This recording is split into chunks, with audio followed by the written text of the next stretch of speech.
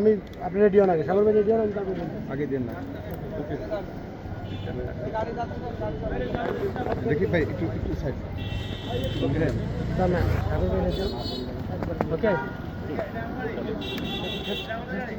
হ্যাঁ আমরা রেডি। হ্যাঁ ওকে যাবো।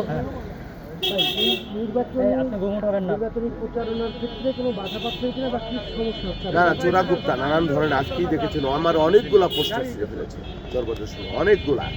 হ্যাঁ আসলে এখানে আমাদের পরিবেশটা খুবই ভালো ছিল। আমরা অনেকদিন ধরে নির্বাচনে কাজ করতেছি। মূলত বেশ কয়েকদিন যাবৎ এই পলাতক যে সাবেক সংসদ সদস্য তিনি সেখানে বসে বিদেশে বসে বসে নেতাকর্মীদের ইন্ধন দিচ্ছেন এবং তার উপর ভর করেছে এখানে লোকাল একজন স্বতন্ত্র তথাকথিত প্রার্থী একজন যিনি উনি ভর করে এইখানে নির্বাচন। আমি মনে করছি যে এটা নির্বাচন বানচালের সময় নানা ধরনের পরিবেশ খুবই শান্ত পরিবেশ, সেই পরিবেশটাকে উত্তপ্ত করা, অশান্ত করা, আক্রমণ করা, পাল্টা আক্রমণ করা, সংবাদ সম্মেলনের মাধ্যমে প্রথমেই নানান ধরনের অভিযোগ তৈরি করা এবং গতকালকে টাকা কালো টাকার যে বিতরণ মারাত্মক আকার ধারণ করেছে বিভিন্ন এলাকায়। এই টাকা লুটের টাকা, কালো টাকা বা লুণ্ঠনের টাকা এবং যিনি প্রার্থী তাদেরও এই ধরনের কালো টাকা আছে এবং যিনি পালিয়ে গেছেন তারও টাকা। এই টাকা দিয়ে মানুষের মধ্যে বিভ্রান্তি তৈরি করবার জন্য চেষ্টা করা হচ্ছে এবং আমাদের এলাকার মানুষ সচেতন আছে।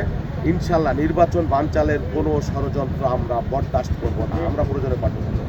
সেক্ষেত্রে এই যে গতকাল রাত্রে কি যেটা বললেন যে আপনি ভিডিওগুলো আমি খুঁজে দেখবেন, আমার একটা এলাকার কোনো পোস্টার নাই, সমস্ত পোস্টার ছিঁড়ে ফেলেছে। এই যে হিংসাত্মক রাজনীতি, এই রাজনীতি আমরা চাইলে দীর্ঘদিন ছিল না। এখানে মূলত ওই নিক্সন সাহেব উনি ইনভলভ হবার পরে নোংরাভাবে এই প্রক্রিয়ায় পোস্ট করেছে। খুবই দুর্ভাগ্যজনক, খুবই দুর্ভাগ্যজনক।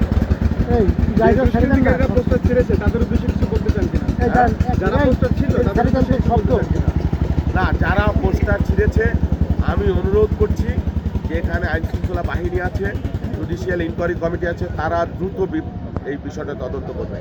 আর টাকা যে আমরা মিডিয়ায় দেখলাম টাকা ছড়ানো, আমরা শুধু মুখে বলি না, আমরা এটা গণমাধ্যমেও আমরা দেখতে পাচ্ছি। এই বিষয়ে ইনকোয়ারি কমিটি দ্রুত তদন্ত করতে হবে।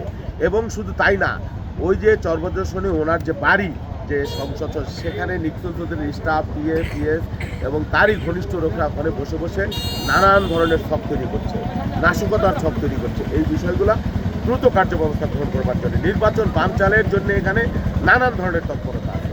পলাতক নিক্সন চৌধুরী এবং তার এজেন্ডা বাস্তবায়ন করছে এই তথ্য।